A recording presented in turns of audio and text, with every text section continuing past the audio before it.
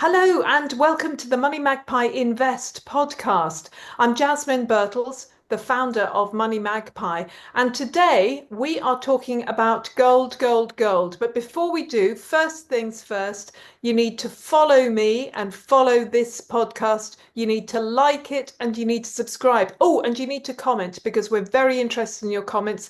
I always read them, I always respond to them. So make sure you do all of that. But today I'm going to be talking gold, gold, gold with a specialist in gold and a very intelligent, very knowledgeable person, the economist and comedian. Yes, comedian, Dominic Frisby. Hello, Dominic. Hello, Jasmine, and lovely to talk to you. I'm sorry to confess this, and this may actually be a good thing. I'm no economist. Oh, as far as I'm concerned, you are. You do. You know a lot about economics, and you're very good at putting it across in a way that isn't stultifyingly dull. You just don't want Probably to. because I'm not an economist. That could be. So, as not an economist, let's talk about gold because you've been a gold bug for a while. I What have. got you into it? Because for me, it was fiat money. Well, it was crypto actually that I got interested in, saw how rubbish fiat money is. And the moment you see how fiat money is having problems, you immediately think, oh, gold, gold, what's going on there? What Well, happened I to you? I bought my first gold in 2005, Wow. and so a long, long time ago. I mean, when I say my first gold, I'm sure I bought like necklaces or something way before that, but my first sort of serious investment was in 2005, and back then sterling was still very strong. So even though the gold bull market had begun in 2001 in US dollar terms, it had barely begun in sterling. Sterling in 2000 and as late as 2007 was $2.10 to the pound. Can you imagine? Ah, I remember those days. Yeah, yeah. Yeah, Mm. and the reason that I invested in gold is bizarrely, I was trying to raise the money for a West End musical, and my dad and I had a bit of money, but not enough to put on a West End musical. We needed, 5 million quid or something, and we had a little bit of money, and so I was reading on the internet, uh, I was looking for ways to make money, and I stumbled across all these gold bugs in the early hours of the morning, talking about how the US dollar was going to collapse and gold was going to go to $10,000 an ounce and all this stuff. And I thought, well, if it's going to go to $10,000 an ounce and it's only like 300 or 400 quid now, we should put our money into that, and that will earn us the money we need for the musical. So that's why I bought gold in the first place. And then you start reading about it, and pretty soon you go down the fiat rabbit hole, and I very soon understood why it is that houses in the UK cost so much money, and that was something I wasn't able to understand before, relative to earnings. And since then, I've written, I would say, two amazing bull markets in gold, one from 2005 up until 2008, and then the gold price collapsed along with everything else. And then there was this another gold bull market from 2009 through to 2011 that peaked with the Greek debt crisis. And I've also ridden a very long bear market in gold all through from 2011 through till maybe 2015, 2016. It bottomed and then it kind of went nowhere for a few years. And then we're back in bull market mode again. And so this time around, I like to think that I'll be out before the next bear market, but we shall see. Well, yeah, because I was interested in a tweet you did just recently about when do you sell gold? And I'm like, oh, sell gold? Oh, but Well, but but it's going to go up to 4K at least, isn't it? I mean, firstly, what do you think it's going to go up to and when? Get your crystal ball out. And secondly, when are you selling and why? Well, the bigger the number you give on your price projection for gold, the more clicks you get. So I'm going to say gold's going to $80,000 an ounce, and thus you're going to get loads of listeners to your podcast. But the I think $80,000 or something like that is the figure it would have to go to. Like in 1980, when it went to $850 an ounce, the US was able to settle all its debt with its gold. Hmm. So you would Yeah. basically divide US gold holdings, assuming that gold is there, by the US debt, and I think it would be something like 80 or $100,000 an ounce now for that to happen. Um, of course, I mentioned that gold went through a terrible bear market in 2011 to 2015, but actually, again, in sterling terms, it wasn't that bad. And if you were a sterling holder of gold, in fact, gold was a brilliant thing to own over the course of that decade because it protected you from all the collapse of the sterling that came with Brexit and Theresa May's conference speech and that fat finger thing that happened in 2016 and all of that. So there is a case, like if you there's a case for owning gold all the time. And Uh-huh. I have a quote that I use. I write a very popular Substack. It's the UK's #1 financial Substack, Jasmine, called the Flying Frisbee. Oh, that One of one. But so that say one, it again, it's called the what? the Flying Frisbee, And it's on Substack, and you can find it at the Flying Frisbee at Substack. Yeah, just theflyingfrisbee.com. checking. Dot Yeah, com, yeah. flyingfrisbee.com. Thank you. Excellent. And yes, if you're listening to this or watching it, you should subscribe. But in any case, a phrase I use is put 10% of your net worth in gold and hope it doesn't go up. Because Yeah. that's basically an argument for owning gold as insurance. And if gold goes Mhm. up, it usually means there are problems elsewhere. Yeah. Now, they always say it's different this time. But when should you sell your gold? Well, obviously, in 1980, you should have sold your gold because gold went nowhere throughout the 1980s and 1990s. And if we'd all known to sell our gold on that afternoon in January the 21st, 1980, when gold went to $850 an ounce, if you happened to be sitting in front of your computer that afternoon, even though most of us didn't even have computers, I don't think they even existed. But you've got the point. There's very few people who actually sold the high. Mm. But gold went nowhere for 20 years, and there were other things that were much better places to put your capital. But that's assuming you're in the US. But for people elsewhere, like if you were in Zimbabwe or Brazil or one of those places where currencies were awful, their Yeah. currencies collapsed in the 1980s or 90s, you did very well if you owned gold. And similarly applies to Britain in between 2010 and 2018. You know, gold was still worth holding, even though it wasn't in US dollar terms. So I would say, should you sell your gold? Well, it depends where you are.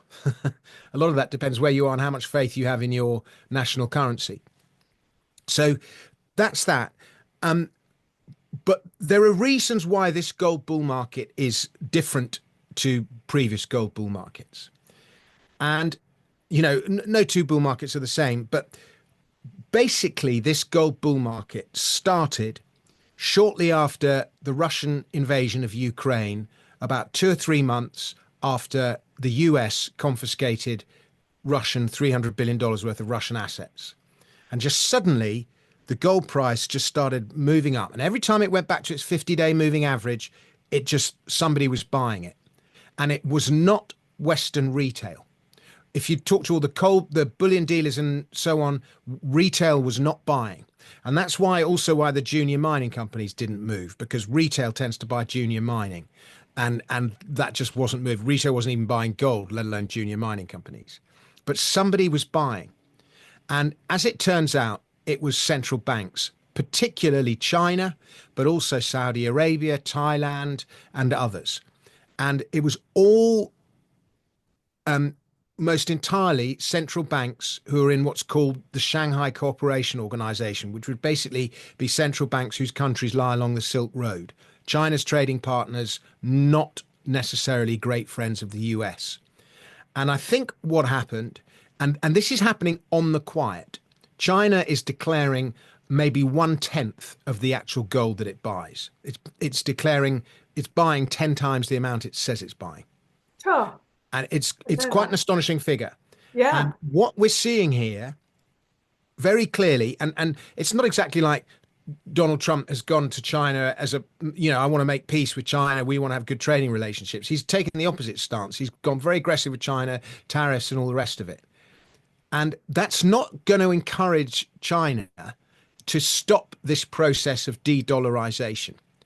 And so China has, more than $3 trillion, which is just an extraordinary figure. That's more than the entire UK GDP, just in cash. But it also has another $1 trillion in treasuries. But Chinese treasury holdings since 2013 have actually halved. It's quite an incredible thought. It's been gradually offloading its treasury holdings. And who can blame it? Because why would it want to hold an asset which America, on a whim of its government, can just confiscate? And Quite. that's the beauty of gold. It's nobody else's liability. And so, where do these countries in the world that are not necessarily enemies of the US, but they're certainly not allies of the US in the way that, even Europe is not totally allied to the US. France and the United States are always squabbling, and they always have been squabbling since forever. So, de Gaulle last time was calling out the US on its gold. So we're seeing this process of de-dollarisation and the remonetization of gold. And in 2013, 2014, central bank gold holdings were about 10% of total central bank assets. 10%. Now, if you go back to 1950, it was 70%. And Wow. they'd fallen all the way to 10%. And then now it's about 20%. So central bank holdings of gold have doubled over the last 10 years, say. And that number is creeping up. And I think it's that, they easily double again in the next 5 or 10 years to 40%. And it still would be way below where it was, in the 50s. And gold is a natural money for central banks to hold because it's universal money. You can go to any civilization at any point in history and they will appreciate that gold has value. And what's more, it is nobody else's liability. So if a country wants to take your gold, it has to invade you, which in the case of most countries is not going to happen. So that's why this bull market is different to previous bull markets, because it's not been driven by retail. It's been driven by central bank buying. And we're seeing the remonetization of gold. And that is a huge, huge story. And that is why in the short term, at $3,300 an ounce, I think gold is probably, it's a hot. There's a lot of headlines about gold. We're in May, or just going into May, which is the beginning of a weak time of year for gold. So in the short term, it's probably overbought and it'll probably correct to its 50-day moving average again over the summer. I don't know. Maybe it won't. But I bet you we will see that 50-day moving average bought again. And we will wonder who is actually buying. And the answer is central banks. As you say, though, in a way, although I have gold, I'd like it to go up as much as you like. When gold goes up, that's a bad sign for the world economy. So what are we seeing, do you think, in the world economy right now that's particularly pushing up gold? Is it just the tariffs or is it more than that? Because Well, the tariffs have accelerated things because they've caused a sell-off in the US dollar. So that's put it on, and everyone's like, there's so much uncertainty. Everyone's like, where do we go? Where do we go? We can't go to treasuries. We can't go to the dollar, gold. So just gold has just become an obvious place to park capital.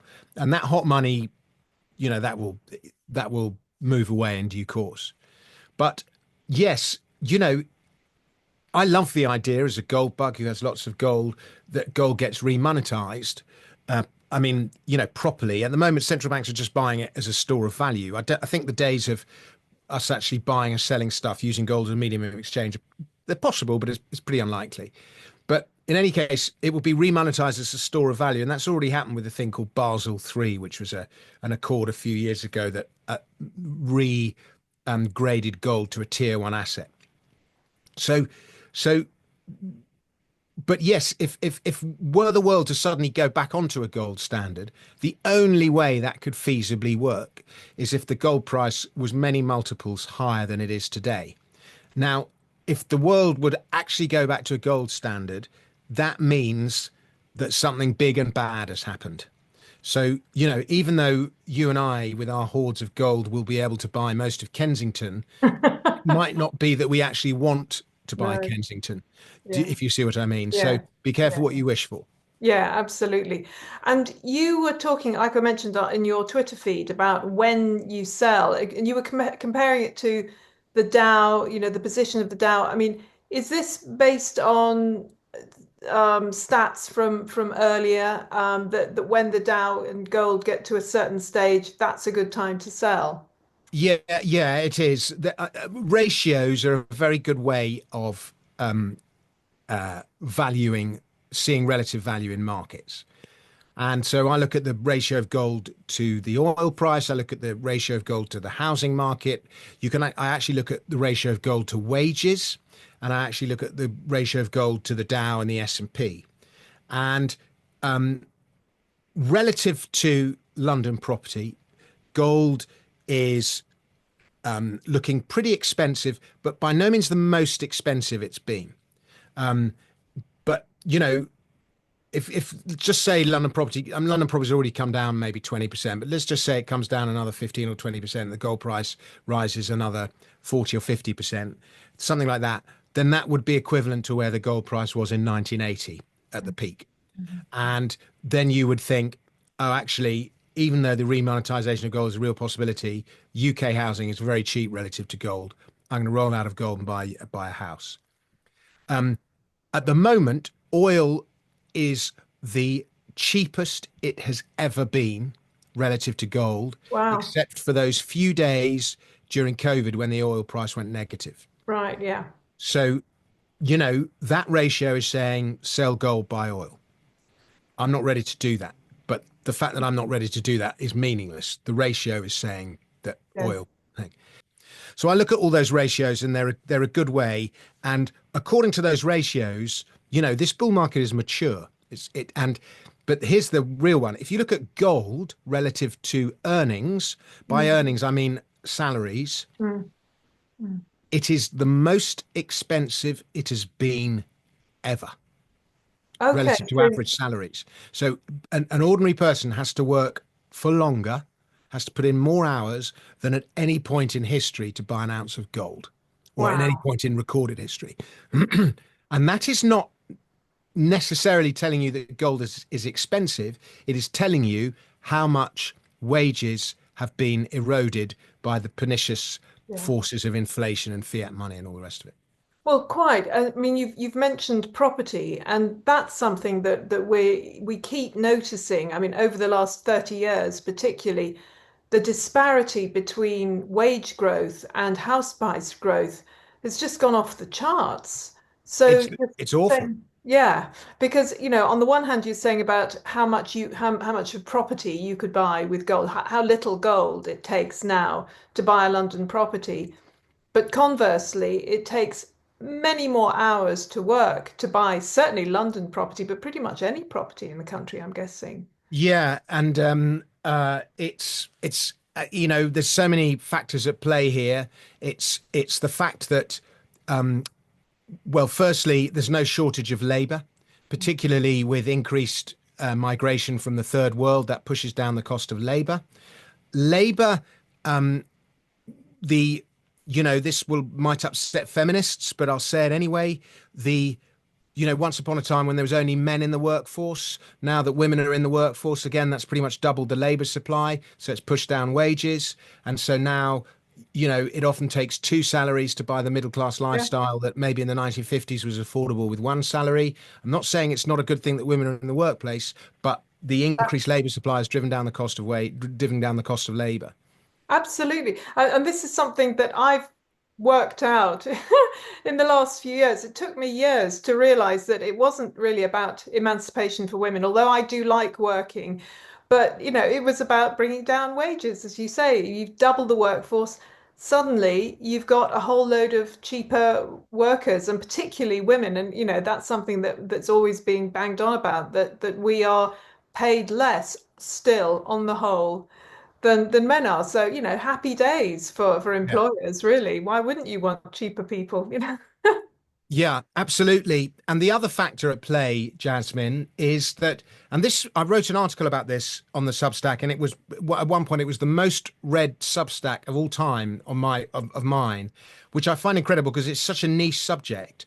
But if you look at, if you took a basket of goods and services in 1970 and you looked at what they cost, and 1970, America was still nominally on a gold standard. It wasn't a proper gold standard, but at least it kept a lid on prices. And you looked at that same basket of goods and services today, you would see that wages have gone up by about 20 times since 1970, which sounds pretty good. But houses have gone up by 70 times. So by 3.5 times as much. Yeah. And then you look at something like eggs, and eggs have only gone up like 10 times. Mhm.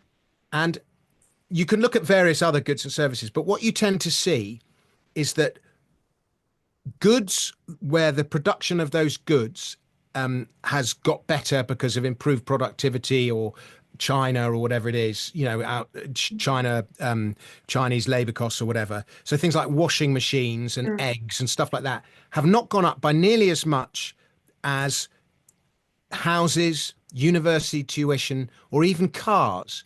And you think, well, why have cars gone up by so much? Because we've got better at making them. And obviously, cars are better technologically than they were in the 70s. They're not as stylish, but they're better. Well, the reason is we use finance to buy cars. And when you introduce debt into a market, most money is created by the issuance of new debt. And the same goes for school fees and university fees. They're especially university fees. They're mostly paid for with debt, Mhm. university loans. And And so, property, of course, mortgages. and exactly. And so by increasing the amount of money, by increasing the debt in these markets, you increase the amount of money in these markets. And so you push up prices. But there's no finite supply of university tuition or cars.